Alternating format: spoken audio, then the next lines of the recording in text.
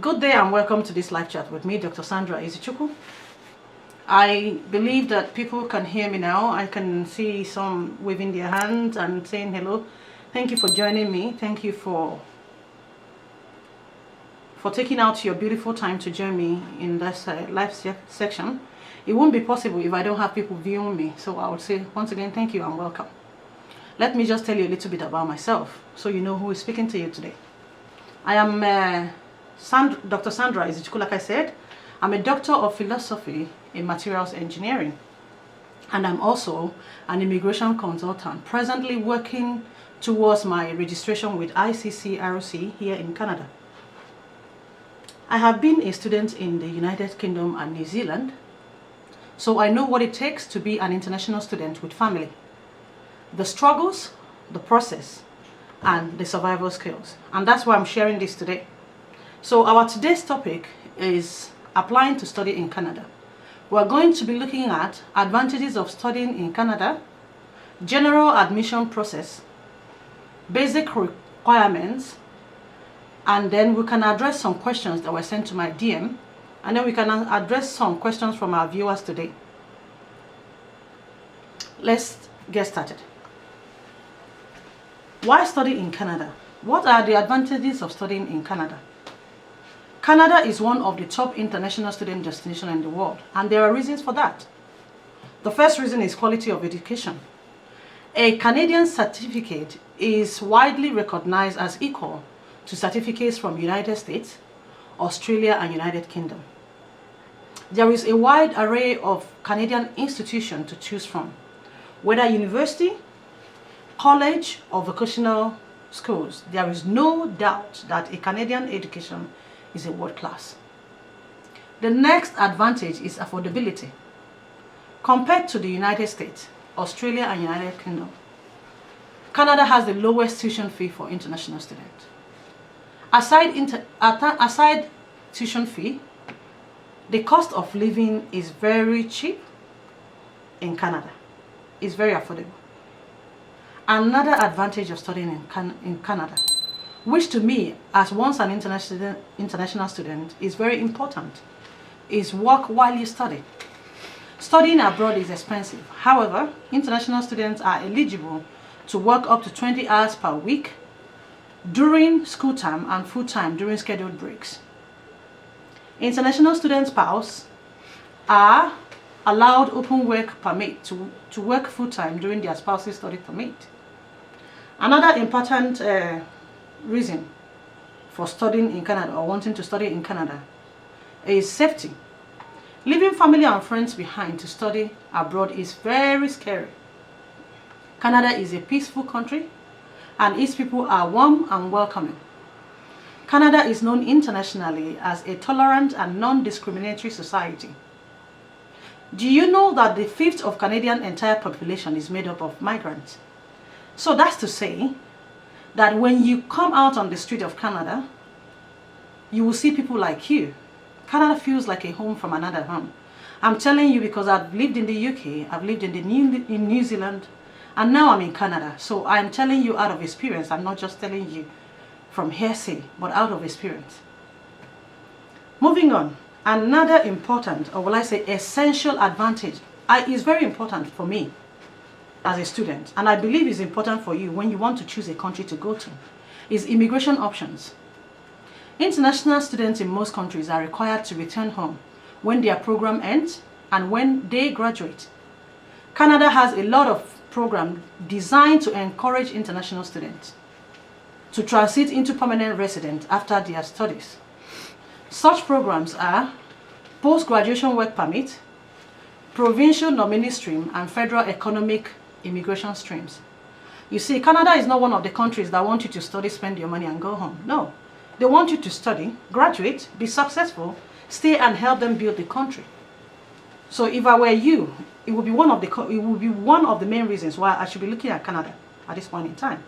Another important reason is economic opportunity. There are a lot of working opportunity for graduates, as Canada is one of the largest economies in the world. As a student, you have opportunity to work while studying and after graduation with industry-leading companies in Canada. Do you know that Canadian employers prefer Canadian work experience compared to other work experience from elsewhere in the world? Therefore, your student work experience and your post-work experience would increase your chances of receiving a job offer. And you know what that means? A job offer means PR. Because with job offer, you get 600 points already for your express entry or 600 points for your provincial nominee. You see, it makes migrating or and settling in Canada a lot easier. Moving on to general admission process. Basic requirements for all universities and Canada includes updated passports. You need your passport to be updated. You need it to be current. Proficiency in either English or French language. That's essential, because if you do not have proficiency in both languages, then you cannot study. You need to show that you can communicate in either language before you get admission. So it's essential that you show them that. Then another important aspect is proof that you can finance your study as well as the cost of living in Canada. However, requirements still vary between provinces, institutions, and programs. So some provinces will require more, some will require more than another, some school will require more than another, some programs will require more than another. So you need to pay attention to these things when you are selecting schools and courses you want to do. Then we go to steps of acquiring admission in Canada. I have divided these steps into two. I've subdivided it into two. The first section is before applying for Canada. This is going to look at things we need to consider before applying for your admission. The first point is understanding the requirement. It is important to understand requirements for different schools and courses they offer. It is also important, very important, to carefully consider the rules and regulations applicable to study permit application process, as only designated schools and period of approved studies will be meaningful. Designated schools, DLI schools, I tell you the full meaning of DLI is designated learning institutions. If the school you're applying for is not one of them, it means they are not allowed to bring international students. So you need to always check the list to ensure that the school you're applying for has the license to bring international students and their license is up to date. And how you would know is checking the list. So moving on to the next point, or next thing we need to do before we apply. Choose your course and institution. Ascertain the institution status, just like what I said. It is important, as only designated learning institution can admit foreign students. So ensure that at the point you are applying, that the school is approved to bring international students. I'm emphasizing on this so much because it's happened to a lot of people.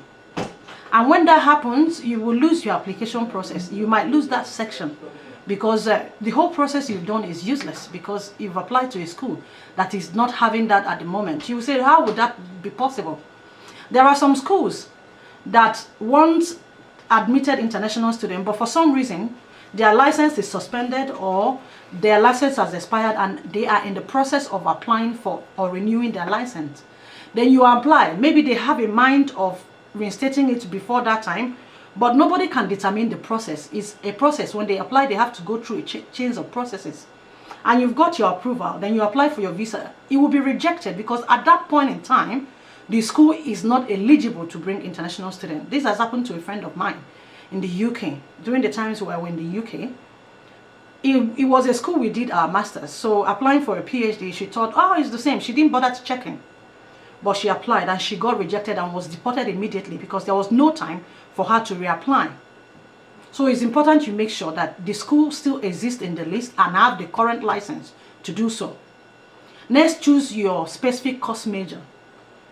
This is very important as 95 or 90% of visa rejections depends on this. Choose a degree, a major that you would choose considering your previous education or work experience.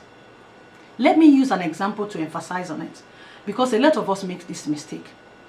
Assuming you're a mechanical engineer or you graduated from mechanical engineering And we all know what it is. Seeking a job in Africa is difficult. I'm using Africa because I'm from Africa, I'm from Nigeria, so you're going to hear me talk about Nigeria and Africa and use it as an example. It's something I've experienced, and I will only speak from experience. So, because of lack of job in Africa or Nigeria, you've ended up being a banker, and you've had 10 years experience in banking. Now you think, at this point, because of instability in the economy of the country, or because you just want to come and get a new degree to freshen yourself, or maybe you want to migrate to Canada or to even any country. It's important when you want to travel abroad. And you feel, oh, I've heard people say that social work related studies or social work and health related programs are very beneficial. It's easy for you to get a job in them, and you can easily get a job, and it will be good paying jobs. Then you decide, you know what, I'm going to apply for a course in health sector or in social work sector. But you've forgotten something, that you have no background knowledge of this field. Now the problem is some colleges will offer you admission. Don't get me wrong on this. I've seen people get admission with this case. They get admission from a college without considering their background. Now, you apply for your visa. It will be rejected. It will be rejected. Remember, I told you I'm an immigration consultant, so I understand the rules. It will be rejected on the grounds that the immigration officer or the visa officer deciding the case is not convinced that you're coming to do this course. Because they'll be wondering, what background knowledge do you have? How will you survive? Some of them will think, okay, if you bother, maybe you want to take on the challenge, but then you have decided, oh, I'm taking on the challenge, I'm going to do this. Fine and good. Their fear will be, you could start it, and the stress of it, the engagement or the resource that it needs, because you don't have it, will be overwhelming for you, and you pull out. They don't want you to come here and not succeed. Canada need people, but they need people that are professionals, that know what to do. They don't want liability. They want people that will come to add to their economy. Therefore, they will reject you. But let's look at a case scenario that is a positive case scenario, right? So you have graduated as a mechanical engineer, but you ended up doing banking because of lack of employment. Then you now want to come abroad or to further your education. I'd advise you apply for a program within the mechanical engineering sector. Why? You will have a very good argument. You could say in your application, you need to state it in your application. Most times, where do you have to state it? They will ask you, do you have any other information that will support your application? It's in that column that you will state it. You will state in your application, I have a degree in mechanical engineering, but because of lack of job, I've ended up working in banking industry. Now I'm thinking it's high time for me to return back to my field of education, which is mechanical engineering, but I need an upgraded degree to put me in the field, to make me current in the field. That's arguable, that's believable. Now, if you don't want to go that way, you could say, you could go apply to a job within the a program within the banking sector. You could apply for customer service related programs, management courses, process courses, and then your argument will be, in as much as I graduated as a mechanical engineer, because of lack of job, I ended up working in the banking industry. Now I want to upgrade myself so that I will attain a new height. At this point, I decide to go for this program to increase myself. You see, there's an argument there. It's believable. They know that you have knowledge, you have experience in this field, so you have the skills required to complete that program you've applied for. Or in mechanical engineering, you have studied to a bachelor's degree, so you have the necessary and basic requirements that would enable you to succeed in this field. So it's essential to remember this when selecting your specific course major. Moving on to the next thing we need to do before we apply for our admission. Take the language proficiency test. Every international student must prove proficiency in English or French language in order to successfully gain entry into Canada. You would realize that I emphasize into gaining entry into Canada. That is where it's very essential. Because some school will exempt you from the proof of English language or proof of French language, depending on which, because you were taught in that language in your university. So they will exempt you. But then you forget to mention it in your application that I was exempted or I'm able to communicate or in this language. Then the officer will be worried. The visa officer will be worried. They'll like, no. How do I know this person has the ability to communicate in this language? How would they successfully succeed in this field without, how would they successfully complete this program without hindrances, language barrier? Language barrier is a big thing. Because some people will come here, start the program, after 3-4 months, they'll say, oh, I don't understand my lecturer. I have limitations with my tutors because I don't understand them. And that's language barrier. So they want to make sure that that's not happening when they approve your study permit. Moving on to the next one. Convert your credentials using Education Credential Evaluation Services. It is important to convert your credentials to Canadian standard before application. People will ask me why. A lot of people that ask me why. Why do you think this is essential? People think it's not essential. I think it's essential. It helps the institution to assess your actual grade to Canadian standard and make your application process fast. Why do I say that? Let's look as an example. If you've submitted your application without converting it to Canadian standard, some school will tell you we have the skills to convert it or we can convert it, so submit it. Then you submit this to them. They will send it to an evaluation department that will evaluate it. Your application has not been acknowledged. They acknowledge your submission, but they have not started the process of deciding whether you qualify to come. They are still converting it. Then others that have converted their own have moved into the decision level. They have gone in front of you. So if the course require only 100 students or 10 students, they hardly take 100 students. They are not like Nigerian institutions. They take maybe 20, 25 students. And 25 students that are qualified have gone ahead of you. When they finish and you're qualified, you won't get space anymore because the course is full. You've wasted your time being in the conversion level. Another thing is, the most important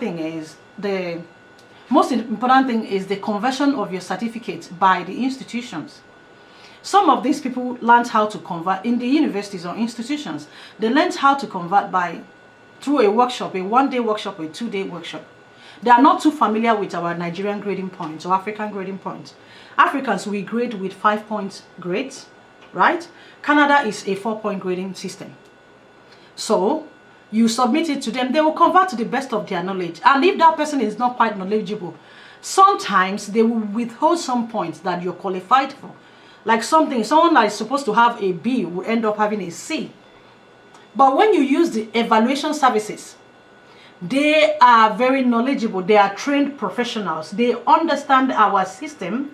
They understand the Canadian system, and they can successfully convert your certificate, giving you the actual point that you are worth or you merit.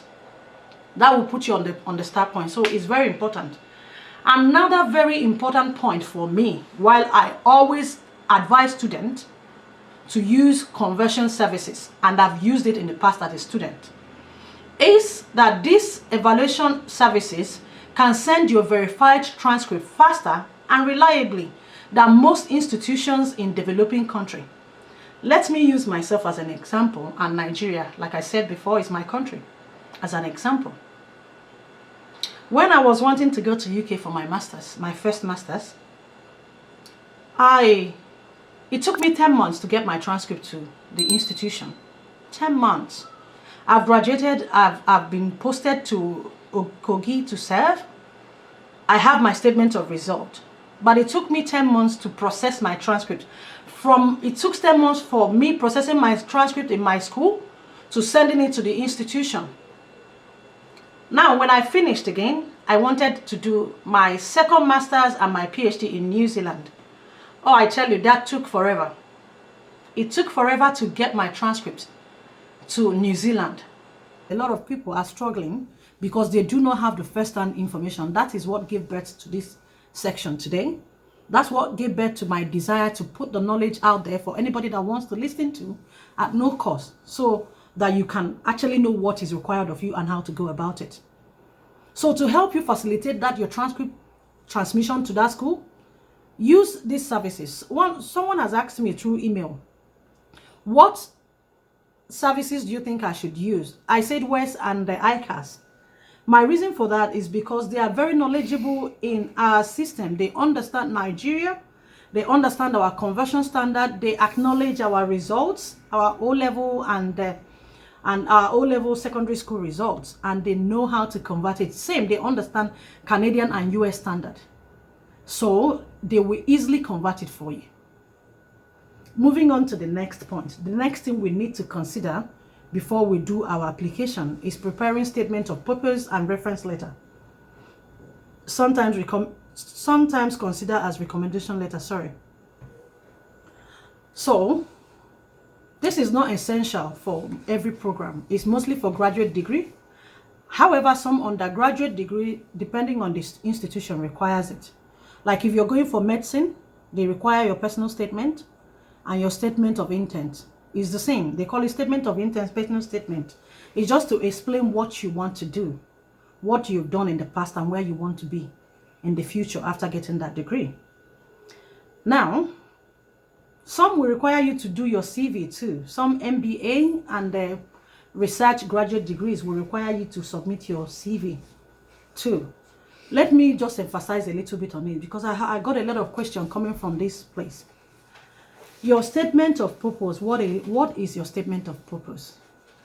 Your statement of purpose is your selling point. If you do not submit a statement of purpose that is solid, you're not able to sell yourself. Your statement of purpose should consider your strength, your achievements, and your goals, where you need to be. What are your intentions? Why do you want this goal? Why do you want that study? That's what your personal statement should be looking at, right? Not just a generic personal statement. You don't just copy any personal statement and send. And because I've talked about you talking about your achievement, don't go creating achievement that something that is not evidented. You need a documented evidence, something that you've done before, something you can give evidence that you've done before to go into your CV. That's your selling point. Let's look as an example so that you understand the importance of a statement of purpose. If you're selling something, a lot of people sell things now online, you know. If you're selling something and maybe it's a cup that you're selling, and it's not only you that have that cup, there's someone else in the market that has same cup. You want to market yourself, really. You want to tell everybody why buying your cup is the best option for them. You want to tell them the advantages, the importance of that cup, the benefit of that cup. That's what you want to tell them. So what is wrong if you're marketing yourself? I found out that this is the limitations we have as Africans applying to get a research degree. We have this as a limitation. And I do not blame anybody. It's simply because we are never taught how to write these things back home.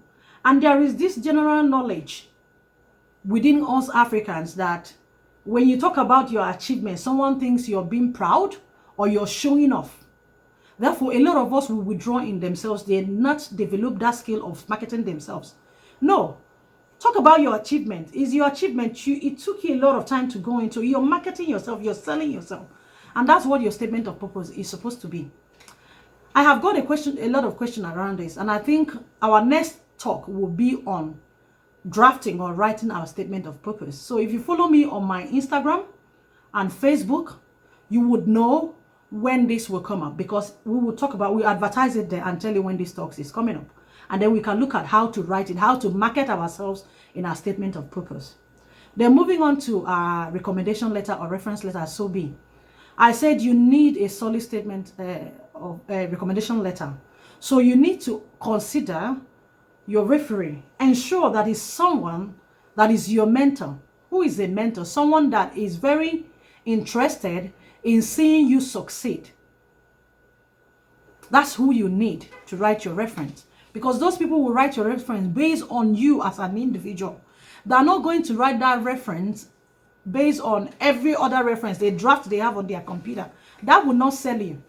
So when you want to select a referee, don't select anybody available.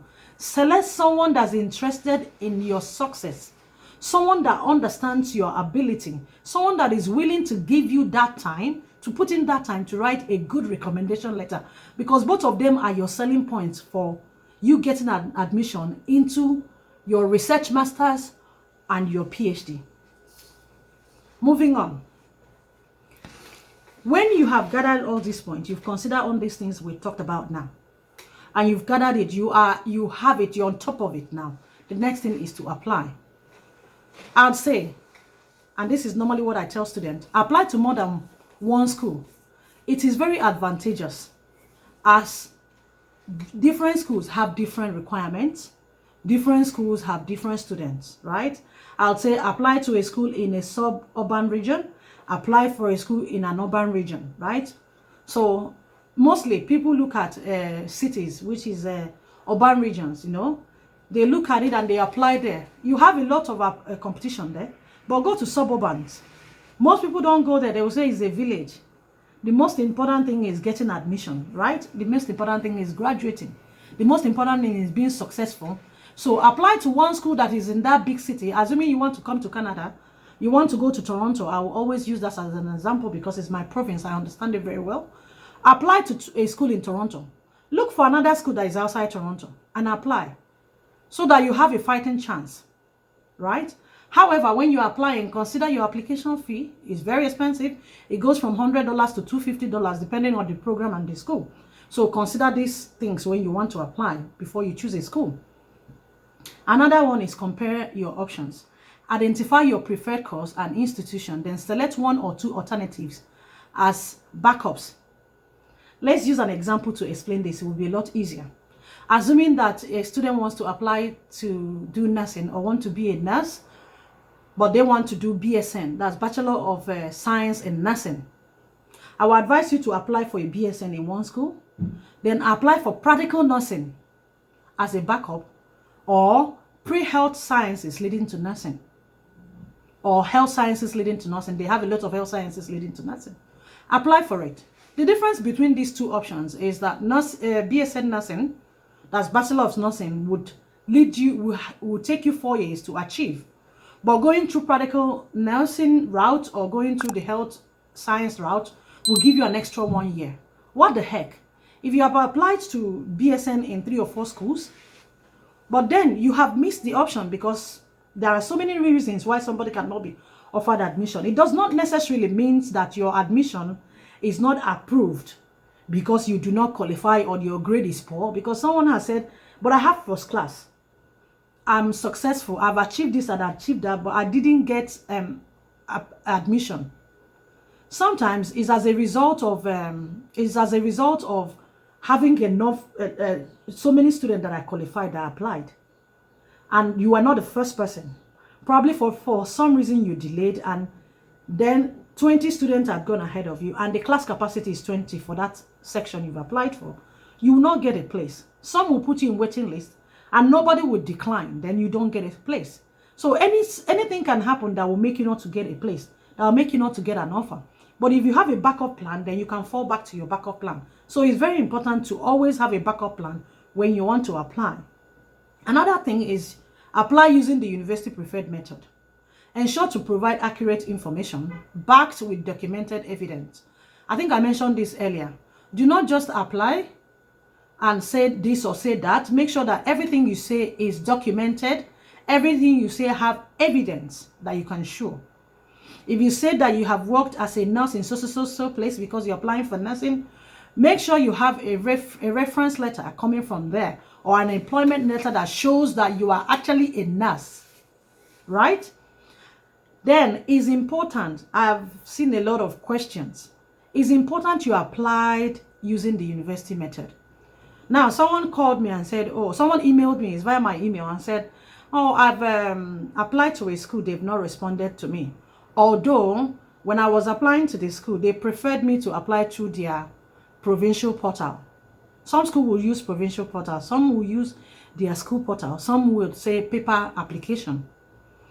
But however, you know now, you understand the problem we have in Nigeria. We have limitations of internet. It's very expensive. The network is not stable. So I decided to download the application and then do a paper application. And I've sent it in, and it's been 5 months. They've not responded to me. Then I said to them, anyway, we don't have anybody to blame except yourself. Because the school has told you a system they have in place. They have in place these systems for you to apply. But you've decided you do it as a paper application. Let's look at this scenario. Assuming the school has prepared this system because they have a channel, they have people they have put in place to take care of application coming through that system. But you decided I'm going to send a paper application. Then your application gets to the secretary or actual department. Sometimes it goes to the wrong department and they don't know what to do with it because it's not their field. Sometimes it gets to the actual department. The secretary picks it up and said, oh, somebody applied through a paper application. I would document it to the person that is responsible to look into it. Sometimes they pick it up and the person will pick it up. And then the person will start wondering, I have about 200 or 300. These people, they get overwhelming applications. I've been to colleges here to just find out their systems and limitations that students have in getting admission. They have backlogs of application, 200 to 300 or 400 applications coming in. This person will not waste their time in taking your paper application to input it in their system. They've asked you to do it online because they want you to input your data in their system. But when you have done it your preferred way, they don't have that time to input it into your system. They will follow the student that have done the right thing. Remember again what studentship is. Studentship means the ability, or student means the ability to follow instructions. When you are told to do something and you do otherwise, have you convinced that person that you're following instructions? Have you convinced that school or that tutor that you're following instruction or you're going to be a good student? Let's move on because of our time, because I know it's late. Once you have applied using the actual method or preferred method and you've gotten all these things ready and you've submitted your applications, the next thing you do is just wait. There's nothing you will do again. You've done the right thing. Wait. If the school selects you, they will send you an offer letter, and then you accept the offer. They will send you acceptance letter. Some will ask me why talk about this, because I've gotten letter people telling me, oh, I submitted, I've sent everything, but they sent me unconditional offer. Why would they send me unconditional offer? They will send you because it's their protocol, it's their system, it's their method, right? They will send you offer letter, and then you will read through it and their conditions. If you like it, you accept. They will still send you offer letter because there are conditional offer letter because there are conditions you need to meet. If you meet the conditions, you accept the offer, then they will send you acceptance letter. That acceptance letter is an agreement between you and the institution. The acceptance letter is saying you have done everything they require, you are up to standard, and they have offered you and you have accepted to come as a student. Then they send you acceptance letter, which you will use to apply for your visa. Now the subsection, which is after application and obtaining your admission. After you have applied and obtained your admission, the next thing is to apply for your study permit. You can do this online or by visiting Visa Application Center. Please, and please again, give yourself time. Do not be in a hurry. A lot of people are in a hurry. Oh, I want to leave Nigeria. I want to start school in September. It's remaining 1 month. I must apply. No. Give yourself the time. There are a lot of protocol. Consider this COVID incident now. It's put a lot of system behind. They have backlogs of applications, right? So you submit on time to make sure that your application gets to the right department, gets to them at the right time, and they will have enough time to process their application. Oh, let me tell you a secret. The first time I applied for my visa to the UK, it got rejected, right? They are the things that pushed me into immigration. It got rejected. Do you know why? Simply because I applied and there was a strike in the British High Commission, Abuja. I can't forget it. There was a strike. They had 3-week strike or 4-week strike. And after the strike, I got my visa. I got my passport sent to me. I was rejected because my school started a week before. But although I reapplied, the school sent a letter to me. And I sent it to them, extending my program, giving me an extra 1 month to finish my studies before I could reapply. But that taught me a lesson, and that's why I'm telling you that you need to give yourself time. Anything can happen. Although Canada has created a program that is called Canadian Pilot Program for Nigerian students to facilitate the application from Nigeria, because they've got a lot of complaints from Nigerian students and from immigration consultants here in Canada that have interest in Nigeria about the rejections that the students get from Canadian Embassy. And they have created this program to have people that are qualified to look into our applications. And they have created this program to make sure that our application processes don't go into months as before, but weeks. However, consider that incidents can change. Things can happen. There are people that submitted their application before COVID. And when there was COVID shutdown, lockdown, everything ceased. You can't blame the government for saying they will process it in 4 weeks. They are not. This is a circumstance beyond their limits. So nothing is happening. Consider these things and ensure to apply on time. Moving on because of our time. When you are applying, there are things that should accompany your application. That acceptance letter that you were given, your passport, documentary proof that you have adequate finance to study in Canada. This is very essential. I have gotten a lot of complaints through my email that I've applied for my visa and it got rejected. It got rejected but I have my bank statement and I have funding in my account. And I said to them, you have funding in your account for 1 year. You paid your tuition fee, but you have funding for your 1 year. You have not accounted for your maintenance fee. There is no money in your account that shows that there is maintenance fee for you for that year. There is no money in your account that shows your next year, because it's a 2 years program, that shows your next year tuition fee and your maintenance fee. And you've not even shown them evidence that there is a place your next year school tuition fee will come from. If you've not shown them this, I'm sorry, they will still reject you again. You need to show them that you have paid your tuition fee for this year. You have your maintenance fee in your account. You have your flight fare in your account. And evidence, or maybe your money that you have saved somewhere, or somebody or your husband or your spouse is working to show that they can pay your second year tuition fee. Someone said to me, but I'm going to be working in Canada. They know that. But remember, it's only 20 hours work that you are allowed to do during your study weeks. How do you intend to make about 7,000 or 8,000 or 10,000, depending on your tuition fee, to pay your tuition fee the next year? That's what they will think. Some people do make it, but you need to show them that you have a backup plan in case you're not able to make it. Moving on. Once your visa is approved, because you've given them evidence and you have convinced them that you are coming to study in Canada, you are able to study because you can communicate in one of their essential languages, you have the funding, you are not going to drop out of school when you come here because of lack of funding, and all that, and they have approved your visa. The next thing is your travel time. Someone asked me, when do I travel? I've given a visa. Your travel that time is your start date. Your visa start date is always in your visa. It's always in your work permit. The start date. Plan to come to Canada on or after, not before. Someone said to me, I want to arrive because the flight is cheaper a day before or a couple of hours before, and the flight will arrive 4 hours before the next day. I don't think it's a problem. No, it's a problem. When you get there, they will pass you through the system and they will realize that you've entered earlier than your time. It will be noted. If you're lucky and the immigration officer is lenient, he will pass you through. Some officer will turn you back from there. 100% most of the times they will turn you back because it's not your allowed time. And the problem with that is it will impact on your travel.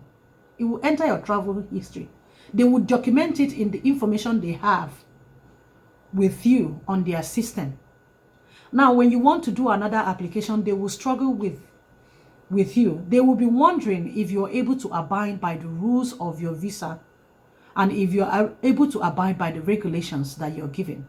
So you don't want this to be on your record. Ensure to travel at the right time to arrive Canada at the expected time. Thank you, viewers, for joining me. So this will be it for today. Remember to follow me, like I said, on my Facebook or Instagram at Dr. Sandra Izichukwu for more live chat and discussion on migrating to Canada. You can also ask your question on my social media handles, and I will answer you. Please remember to share and give us a thumbs up if you liked this video. Also, don't forget to subscribe to this channel and click on the bell button so that you are the first to get notified when we upload fresh, free information content. Thank you everyone for watching and have a wonderful day. Bye.